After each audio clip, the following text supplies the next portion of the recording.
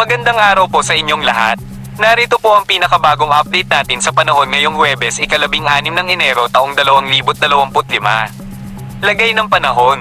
Ayon sa satellite images, 4 na sistema ng panahon ang nakakaapekto sa ating bansa. Amihan, nagdudulot ng pag-ulan sa silangang bahagi ng Luzon at Quezon. Shear line, nagdadala rin ng ulan sa mga nabanggit na lugar. Easterlies, nagdudulot ng maulap na panahon at posibilidad ng thunderstorm sa Eastern Visayas. Iba yung pag-iingat po ang pinapaalala dahil sa patuloy na pag-ulan. LPA, ang binabantay na LPA ay unti-unting lumalayo sa bansa at inaasahang tuluyang mawawala. Ang nalalabing bahagi ng Luzon ay inaasahang magiging maaliwalas ang panahon. Sa Visayas at Mindanao, maliban sa Eastern Visayas, inaasahang maaliwalas din ang panahon, ngunit may posibilidad pa rin ng biglaang pag-ulan. Iba yung pag-iingat pa rin po tayo dahil sa posibilidad ng pagbabago ng panahon. Ang ulat na ito ay base sa kasalukuyang sitwasyon lamang. Lagay ng karagatan. Wala pong nakataas na gale warning sa mga baybayin ng ating karagatan. Ngunit iba yung pag-iingat pa rin po tayo. Paalala, para maging handa po tayo anumang oras at panahon, kailangan updated po kayo sa bagong ulat. Para maging updated po kayo, kailangan nakasubscribe na po kayo sa ating channel para ma-notify sa ating mga bagong ulat ng panahon. Karagdagang impormasyon. So nariyan po yung amihan na Northeast Monsoon na ramdam ngayon sa dulong hilagang Luzon. Nariyan din ho ang shear line o yung salubungan ng hangin na Northeast o galing sa hilagang silangan at hangin na nanggagaling sa dagat Pasipiko. At ngayon po ay nakakaapekto ito sa silangang bahagi ng Northern at Central Luzon. At sa natitirang bahagi nating bansa ay nakakaapekto din ang easterlies o yung hangin na nanggagaling sa dagat Pasipiko. Ngayon po itong Northeast Monsoon, nagdudulot po ito ng malamig na panahon, mababang mga temperatura dito sa tulong hilagang Luzon at maliban po dyan ay maulap na papawirin na may mga pag-ulan. So saan man ang lakad ating mga kababayan doon, huwag mong kalimutan magdala ng payong. Samantala yung shear line, yung salubungan ng hangin, nagdudulot din po ito ng maulap na papawirin na may mga kalat-kalat na pag-ulan at isolated o pulong-pulong mga thunderstorms dito po sa sa natitirang bahagi ng Cagayan Valley Region, sa Cordillera Administrative Region, sa Aurora, Quezon Province, sa Bicol Region at maging dito sa Oriental Mindoro, Marinduque at Romblon. Kaya saan din ho ang lakad na ating makababayan natin sa araw na ito ay huwag din ho kalimutan magdala ng mga pananggalang sa ulan dahil ine-expect pa rin natin cloudy pa rin ang condition over the eastern part of Luzon at posible pa rin ang mga pag-ulan at mga thunderstorms dahil nga po sa shear line.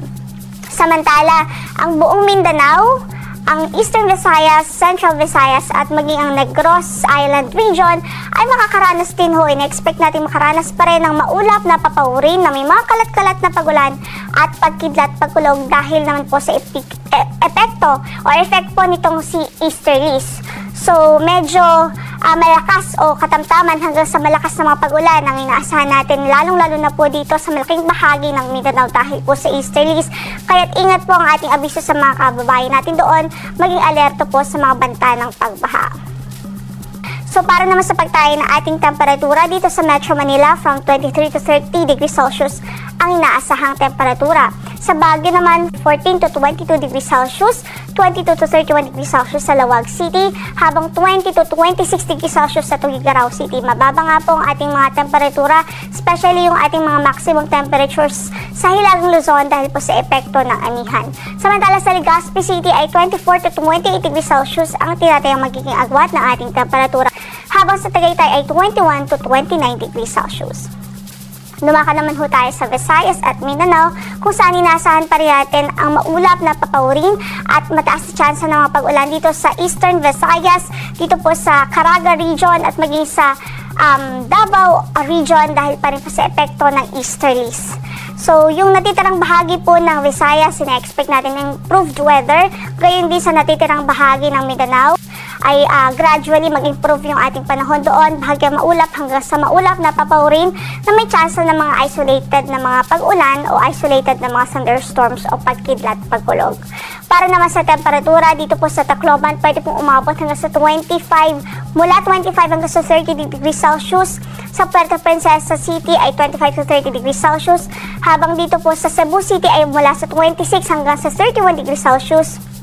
At sa Iloilo po ay mula sa 25 hanggang sa 31 degrees Celsius. Samantala sa Cagayan de Oro, 24 to 31 degrees Celsius at sa Davao City ay 25 to 32 degrees Celsius.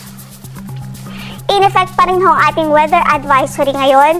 Nakataas pa rin ang ating weather advisory dito nga po sa mga lalawigan ng Apayao, Cagayan at maging sa Isabela. Dahil po yan sa inaasahan nga po nating bugso ng inaasahan po nating epekto nitong shear line o yung boundary sa lubungan ng hangin mula sa hilagang silangan at ang hangin na galing sa dagat Pasipiko.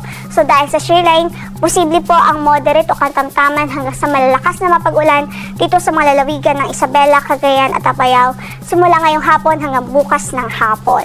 Ngayon din dahil sa easterlies, posible rin ang katamtaman hanggang sa malalakas na mga pag-ulan dito sa Surigao del Norte, Surigao del Sur, Davao de Oro at maging sa Davao Oriental. Ibig sabihin po niyan, posible po ang mga localized na floodings o mga pagbaha, especially doon sa mga urbanized areas, sa mga low-lying o mabababang lugar at sa mga lugar na malalapit po sa ilog. Kaya't mag-i-alerto po tayo sa mga bantang ito. Samantala sa Metro Manila, in the next 3 days o simula Friday hanggang weekend, inaasahan natin bahagyang maulap hanggang sa maulap pa rin ang papawirin. May chance lamang ng mga isolated o pulupulong mahihinang mga pag-ulan. At sa temperatura naman mula 23 hanggang sa 31 degrees Celsius. Sa Baguio City, from 14 to 23 degrees Celsius ang inaasahang magiging agwat ng temperatura mula sa Biyernes hanggang sa weekend. At para sa pagtayo ng panahon, maulap na papawirin na may mga pag-ulan pa rin ang inaasahan hanggang Friday and Saturday. By Sunday, gradually mag-i-improve po ang ating weather doon. Bagyang maulap hanggang sa maulap na papawirin at chance lamang ng mga isolated thunderstorms. Samantala sa Legazpi City, posible po na sa Friday at Saturday ay maulap pa rin ang papawirin at mataas pa rin ang chance ng mga pag-ulan dahil po sa shear line. Samantala, by Sunday, malaking chance na mag-improve na rin ang weather doon at inaasahan ng bahagyang maulap hanggang sa maulap na papawirin from 24 to 30 degrees Celsius na agwat ng temperatura. Sa Cebu naman, in the next 3 days o sa Friday hanggang weekend, bahagyang maulap hanggang sa maulap na papawirin ang ating inaasahan. 25 to 31 degrees Celsius din ang magiging agwat ng ating temperatura. Samantala sa Iloilo ay generally fair weather maliban sa mga localized thunderstorms in the afternoon or evening at 25 to 31 degrees Celsius din ang magiging agwat ng temperatura. Sa Tacloban ay bahagyang maulap hanggang sa maulap na papawirin at may tsansa na mga pulupulong mahihinang mga pagulan at pulupulong mga thunderstorms o pagkidlat pagkulog. At para sa agwat ng temperatura sa Tacloban, pwede pong umabot mula 25 hanggang sa 31 degrees Celsius. Samantala sa Metro Davao, gradually ay mag-improve na rin po ang weather doon by Friday hanggang weekend. Bahagyang maulap hanggang sa maulap na papawirin na lamang at may chance na lamang ng mga isolated o pulupulong mga thunderstorms. Mula 25 hanggang sa 33 degrees Celsius ang magiging agwat ng ating temperatura sa Davao.